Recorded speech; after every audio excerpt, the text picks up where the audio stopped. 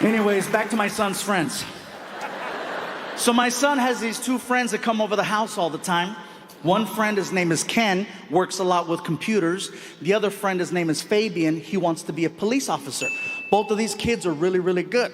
Now, I keep calling everyone kids, even though they're all 18. But to me, they're kids. I'm almost 40. I'm like, Like some of the conversations that we have are very adult-like. And the other conversations, I'm like, what am I doing with my life? For example, at home when I'm hanging out, I usually just wear, very similar to now, except the Hawaiian shirt. I usually wear like a t-shirt that has like either Star Wars or Marvel Comics or Transformers on it or cartoons. I like wearing stuff like that around the house. One day, I'm wearing a t-shirt that has the Avengers on the front. And I walk into the living room, and my son's friend Fabian sees me wearing this shirt. And so he starts pointing. And I'm like, what's up, dude? He goes, weak. Excuse me? Weak. And then he says, DC's better. What did you say? DC's better. I'm like, DC's okay. Obama lives there. They pass laws. They got hotels, historic museums. It's not even a real state. I don't know why you're getting cray-cray. He goes, nah, fool, DC Comics. And I'm like, hey, man, I'm almost 40. I don't care. It's just a really cool shirt. I like it. It fits. No big deal. That's because they are. I go, you need to relax. They're the best. I go, you need to chill. And in my head, I'm like, why am I having this conversation? I have better things to do with my time, like trying to get my son on an elephant. But no. The kid in me's like, why are they the best? And then he points at the shirt again. Iron Man sucks. Batman's #1. I go, why? Because he is. I go, that's not an argument. First of all, Batman's not the best superhero. I hate to break it to you. He's not. I can hear people already getting ready to boo. They're like, oh, no, Fluffy, don't go there. Don't go there, Fluffy. Don't do it. Yes, I'm going to do this. Watch this. Batman's not the best superhero. Batman is the creepiest superhero. Batman is the creepiest superhero that has ever lived. He even sounds creepy. I'm Batman. I'm Batman. You don't recognize that voice? Want some candy? Help me find my puppy. Hello, he only comes out at night. His face is always covered up. He's always waiting in alleys. And who does he talk to? A guy named Joker, a guy named Riddler. His name is Batman. Joker, Riddler, Batman. Joker, Riddler, Batman. Those are Mexican gang member names. Can you imagine if that was Batman's real identity at night? I'm Batman. During the day, no, chingue su madre, soy Batman, loco. Todo el pinche día aquí trabajando y luego le parte la madre Joker. I'm Batman. I said, all right, Fabian, Mr. Batman's the best. Based on my t-shirt says Marvel Comics. I said, I see Thor, I see Captain America, I see Iron Man. Who are some of the superheroes that DC Comics has that makes them better than Marvel? Go. Batman, you said that. Superman, that's a good one. Wonder Woman, okay. Green Lantern, whoa. I said, I know the other superheroes, but Green Lantern? What's his power?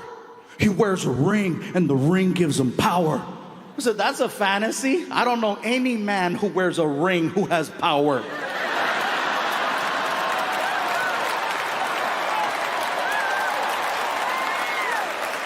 And if you're not clapping right now, my point exactly. You can't clap, can you? You can't. You know why you can't clap? Because you're sitting next to kryptonite.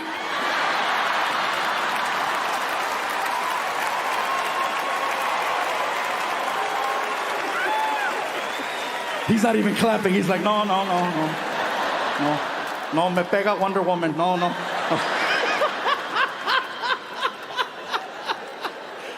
Listen, you guys, I'm not gonna lie. Sometimes I feel just a pinch like a superhero in the sense that I'm able to walk out in front of large groups of people, change people's moods, make people smile, make people laugh, make people feel a little bit better.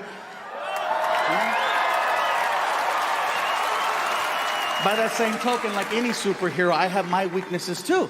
I come out here and I make you happy, and then I go home and I piss off one person. Because she don't want to hear about this. She doesn't want to hear about you guys. I can't go home and brag. Baby, it was crazy in Chicago. That's nice. Take out the trash. But they were clapping and chanting my name. Oh, is that gonna help? Okay. Take out the trash. Take out the trash. Take out the trash. Take out the trash.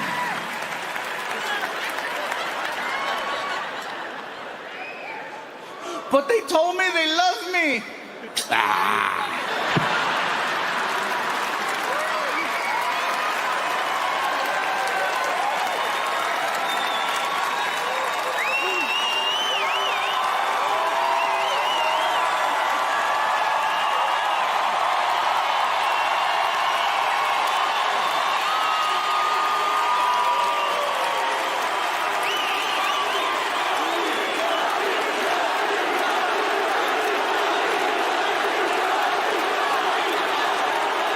Oh my God. Do you guys have any idea how hard it's gonna be to go home and take out the trash now? Thank you. Oh my God, this is awesome.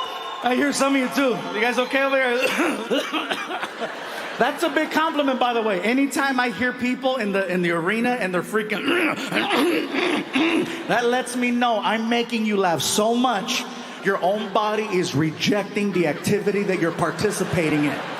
Your own lungs are telling you this is not good for you. You need to leave, but you're stubborn. You're like, no, the ticket was expensive.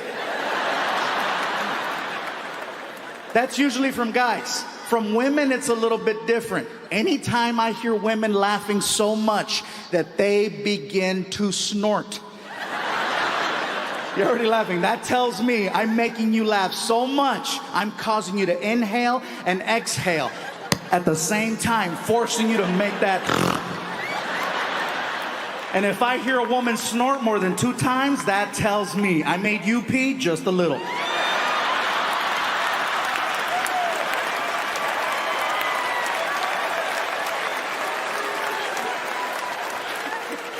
I love that, bro. You were pointing out the whole time, and she's like, you asshole. Thanks for having my back. Another thing that I now consider a compliment is that from time to time, I have people who are experiencing their first ever comedy event, and they're not accustomed to laughing for long periods of time. And they get so excited and so involved with the show that they forget. They forget to do a very basic thing called breathing. You'd be amazed how many times I've seen this in the front row. Just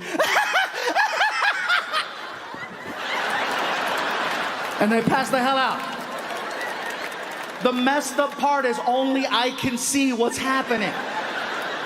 And they're usually like, Fluffy, do something. I'm like, do something.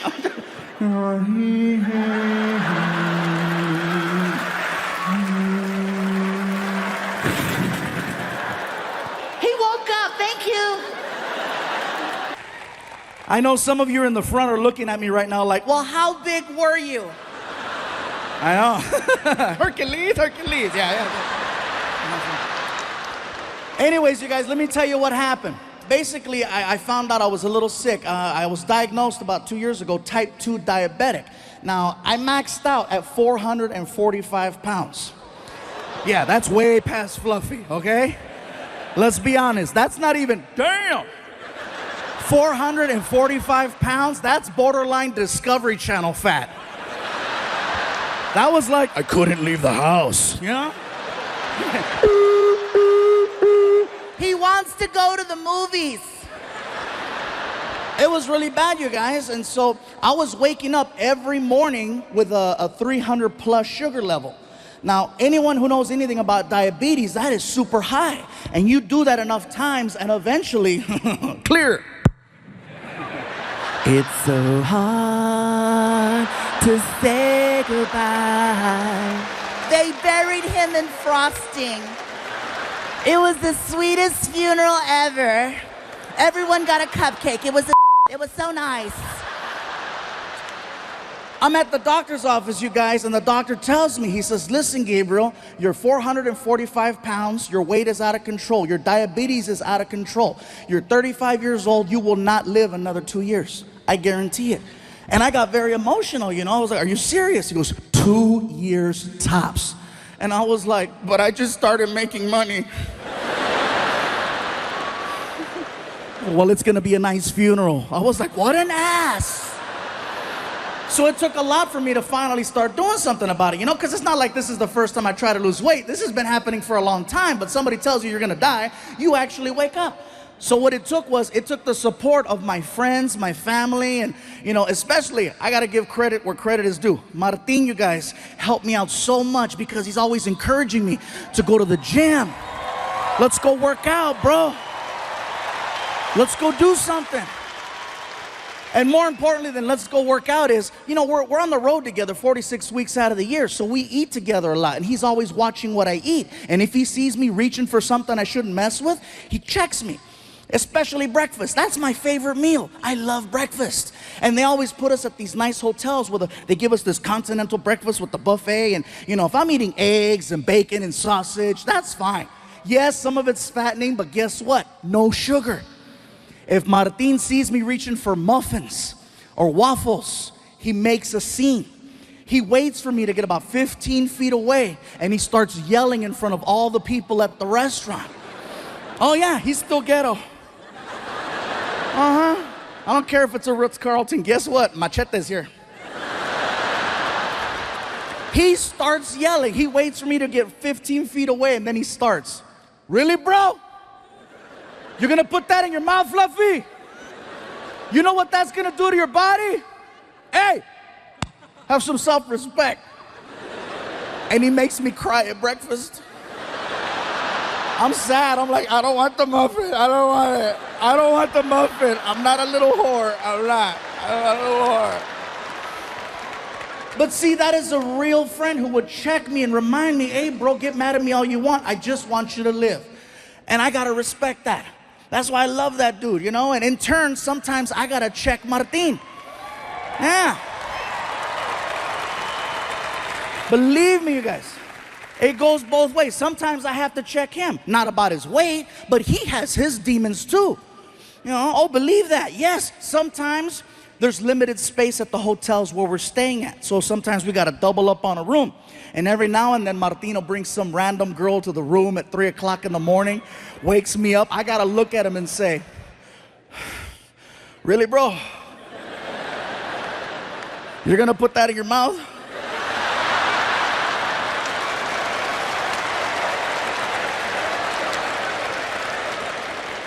Do you know what that's gonna do to your body?